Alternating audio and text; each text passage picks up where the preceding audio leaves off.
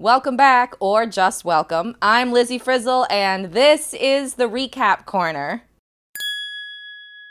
Today, we're talking about Stars on Mars, Season 1, Episode 9. It's called We Are Not Alone. With just 3 episodes left after this one, things are starting to feel like the end of a reality TV competition show. The cast is dwindling. At the end of this episode, we're down to the final 7 celebronauts, which we were already down to before 4 new people joined the cast a month ago. This episode also features a lot of filler footage, such as Ariel fighting with the kitchen cabinet,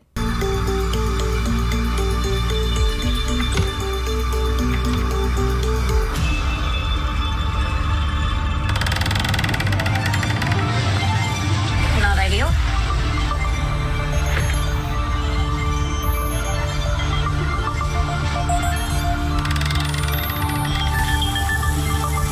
What the is going on?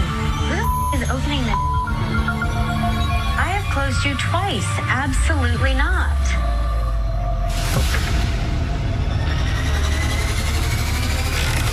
That is a no, ma'am. What the is going on here? What the? Absolutely not. No. No. No. Absolutely not. No. No. Now you can't open. No. Boom. Can't open.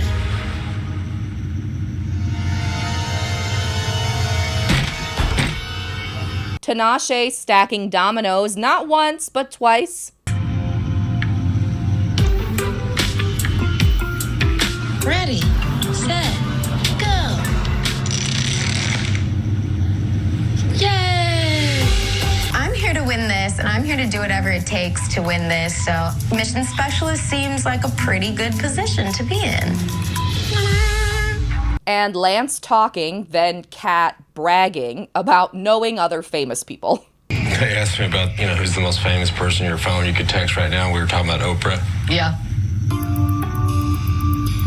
She'll text me every once in a while. Hey, can you do this? Or I'll do the text her. I always text her like her birthday, happy birthday, and stuff like that. One time last year, I hear my phone go, Oprah, I was calling. And she said, Kat, it's Harry's birthday. Harry, Meghan, It's Harry's birthday, and I need you to cook for them. And I said, when is it? This was Sunday. Oh, Tuesday. And I was like, So I cook for them, and they become buddies. Really nice. Really nice. I mean, They are? yeah, them. Interesting. I love the Queen. Like, Girl, you're from Mississippi. What are you talking about the Queen for? she was sweet. She was like old grandma. As the remaining original celebronauts approach 2 weeks inside the Hab, morale dips a bit. People begin hearing clangs and bangs coming from inside the bowels of the Hab.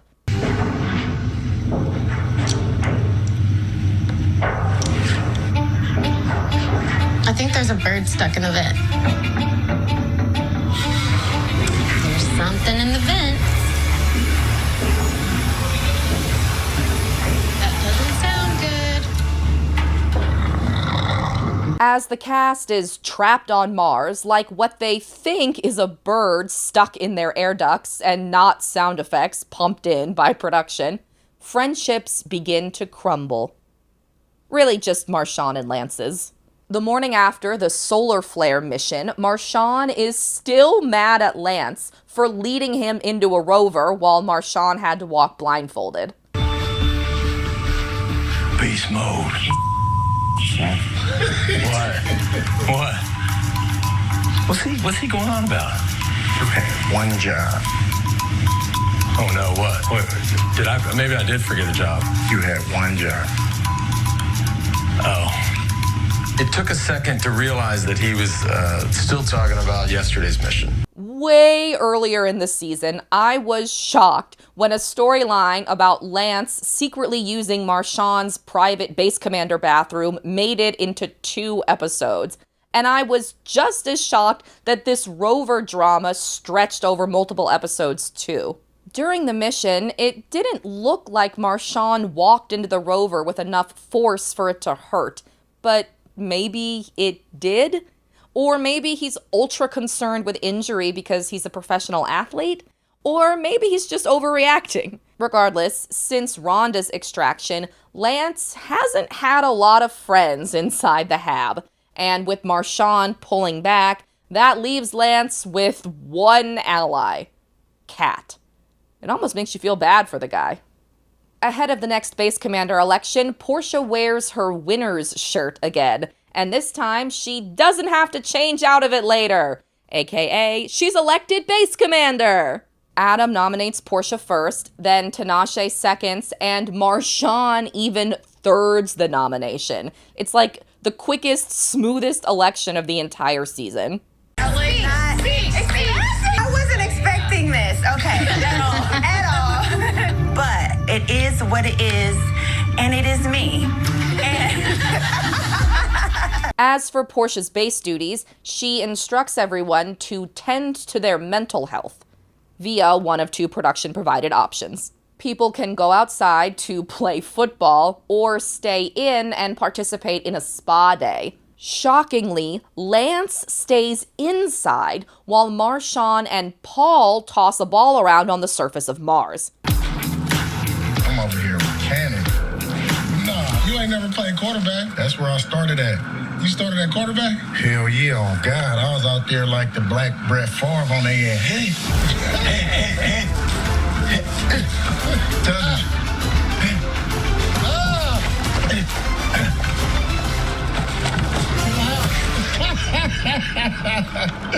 You buried that in the house. You ain't never hurt yourself doing that. Oh my God. Out there, they devise a plan for Paul to become mission specialist and be safe from extraction. But that plan is to just, demand that Portia pick him. I don't smell no dinner cooking. You ain't been at work? Hey, look. So we decided that Paul gonna be the mission specialist. Meanwhile, at the spa day, Lance tells Kat that the Habs got bad vibes, that social strategy games are exhausting, and that he wants to quit the show. Again. Until the relaxing powers of a face mask change his mind. The next morning, Marshawn searches the kitchen for his missing peanut butter in a segment that was not only a relevant filler, but a relevant filler that forced me to think about Nicole Z searching for her peanut butter on the challenge Invasion of the Champions. So thanks, Shatner. As Marshawn searches, he hears the loudest clangs yet coming from inside the air ducts. What was that? Rude. I think there's a bird stuck in the vent, but it's only around this area. They're accompanied by the emergency mission alarm and a video message from Shaddy Daddy. He explains that the Habs' radar systems have detected an unfamiliar signal. If the cast can't locate it, then the Hab won't be safe to live in anymore. On the flip side, success yields an adaptability patch. Despite Paul's plea to Portia to become mission specialist, she picks Tinashe, because they're allies, and because Paul didn't even vote for Portia to be base commander when she initially wanted it last episode. To complete the mission, Portia and Tinashe must split the 6 remaining Celebronauts into 3 teams of 2. 2 of these teams are responsible for locating the intruder. Teams 1 and 2 must crawl through the air vents, locate a red button to stop rotating fan blades, and allow access to a chamber where the intruder must be successfully located and neutralized. Meanwhile, the third duo clears debris out of the evacuation duct, then press their own button that connects the intruder's chamber to the evacuation duct. All 6 Celebronauts, plus their neutralized intruder, must exit the evacuation duct within 15 minutes for the mission to be a success. Though, as usual, I don't see how failure is an option, since leaving the Habs certainly isn't one. Marshawn and Paul clear out the evacuation duct, while Adam and Kat and Ariel and Lance locate the intruder. Portia wants to force Ariel and Lance to work together because she likes to bring people together and let things play out. But aren't those kind of opposites? Every team struggles during this mission. Portia and Tinashe don't have a map to help the rest of the group. For the second time this season, Kat struggles to unscrew something. Ariel and Lance do unscrew their vent quickly, but once they're inside the air duct, they can't find the button to turn off their fan. Several minutes later, Adam and Kat finally unscrew their vent too, and inside the duct, Adam quickly notices a power-off button. Problem is, it's on the opposite side of the still rotating fans.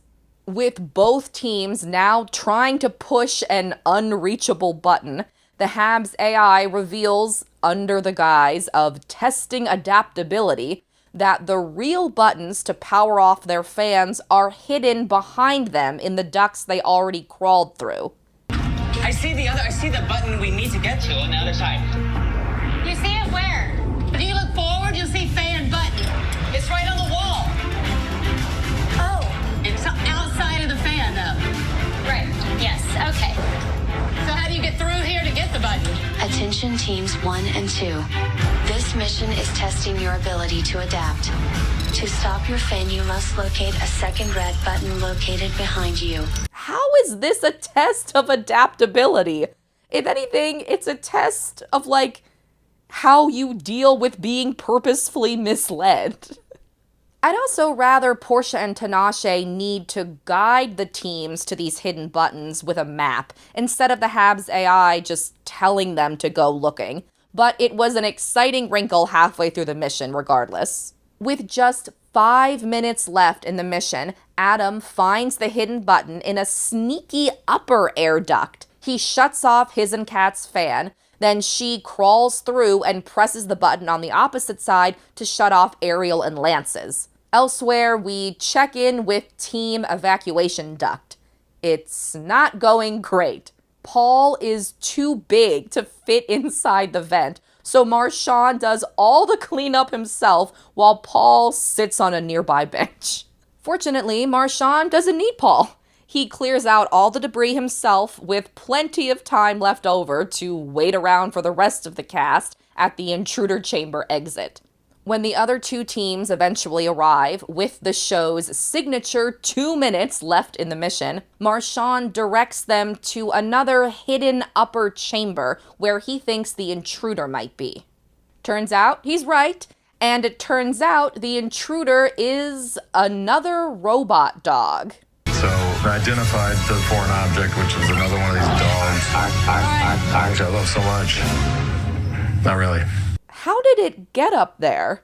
And how is it that there are robot dogs the Hab doesn't know about? Are Marcia and Eartha reproducing? The new robot dog, who the cast will probably name Jupiter in the next episode, takes its sweet time exiting the evacuation duct, but it escapes with just 3 seconds left in the mission. It's a success! Overall, I thought this was a really fun segment. We got to see a brand new elaborate set piece. The mission itself was challenging, and for once, every single person had a legitimately important job. I would have appreciated a better geographic understanding of the air ducts, like how big were they, how long, where was the upper section that Adam found, but that's probably a big ask given that air ducts are small spaces typically inside walls.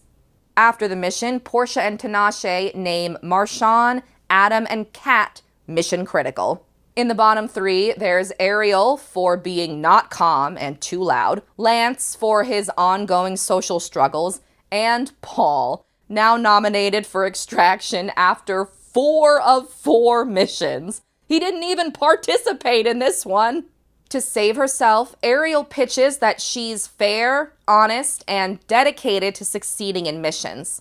She also thinks her placement in the bottom 3 was personal on Portia's part and kind of Lance's fault too, even though she failed her most important job in the mission, finding the buttons to turn the fans off. There have been a lot of instances this season when I thought people were placed in the bottom 3 arbitrarily, but Ariel's placement in this episode is not one of them. Paul's pitch is that he did the best he could in the mission given his physical limitations, but he fully expects to be extracted until Lance asks to leave. Despite his wanting to quit multiple times before, including earlier this episode, the cast is shocked. Paul and even Ariel both double-check that Lance really wants to leave, but he does. And so he does, without so much as an in-airlock hug goodbye from Marshawn. As he exits the hab, Lance becomes the 4th original Celebrinaut to quit the show. So that's not great. Outside, he explains that he's kind of antisocial, didn't expect to be popular, wasn't, but still tried his hardest every mission and doesn't regret the decision to quit. Throughout the season, Lance was a complicated, naughty character. I disagreed with a lot of his opinions, but I also appreciated his presence. I like it when reality competition contestants cause conflict without, being hateful. His anti-Ariel shtick did get exhausting eventually, but that's partly because there was no conclusion. Neither played a role in extracting the other, neither learned to understand the other better, and none of Lance's troublesome opinions changed. That they worked as a duo during this mission without arguing wasn't even progress, because they've both consistently shown a desire to take the mission seriously, and because Ariel tried to blame her failure in this one on Lance.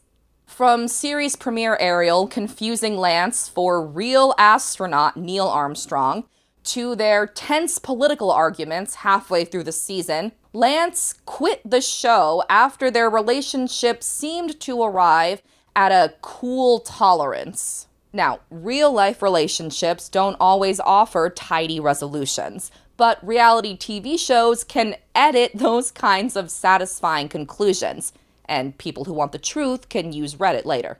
Instead, Ariel and Lance's rivalry just sort of fizzled into nothing, not unlike Lance's spirit on Mars. His extraction makes Kat realize that the game is social. But didn't she already realize that 2 episodes ago after Andy nominated her for extraction? Last night, when I was put in the bottom 3 by Andy, I was really upset. And so it just made me very aware. It hit me like a ton of bricks. Okay, this is a social game. When Lance left, that's when I think it dawned on me that this is going to be a real social game. Looking for a new ally, Kat offers to nominate Paul to be the next base commander, so long as he picks her as his mission specialist. Next time, we'll see that plan in action. Kat nominates Paul to be base commander, but Ariel wants it too. Tinashe realizes how hard Kat is playing the game, possibly because of her scheming with Paul, and the cast returns to yet another cave for their next mission. Or maybe they've just been going back to the same one over and over again. Thanks for watching. Come back next Sunday for another Stars on Mars recap. And in the meantime, if you're so inclined, please like and subscribe. Thanks again. See you next Sunday. Bye.